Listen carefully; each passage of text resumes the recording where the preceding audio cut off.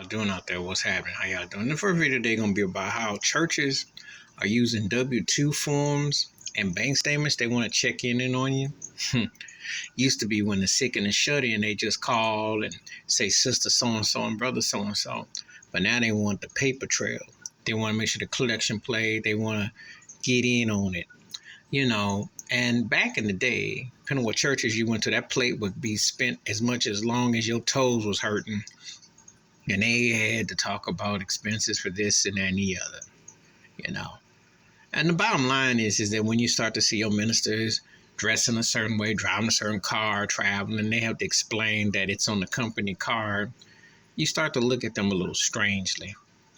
Case in point, when I look at somebody like Joel Osteen, he's a used car sales oil snakesman, because this turkey, when they had a storm, he wouldn't even let people in his own church. But yet his lifestyle is crazy. His is no different than Jim Bakker and them. Jimmy Swaggart, who had swag. You when I look at Billy Graham Jr., I am appalled that white, especially when I talk about white ministers, not only pimping and everything, black ones, of course, too, but how they act like they don't understand about the racial dynamics. Why people are staying away. Because I see in a post-George Floyd and pandemic life, it revealed a lot.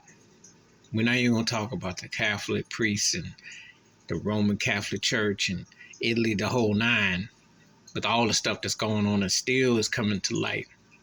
You're just not trying to be up in that place. And now they not only going to dock your paper trail, they want your statements.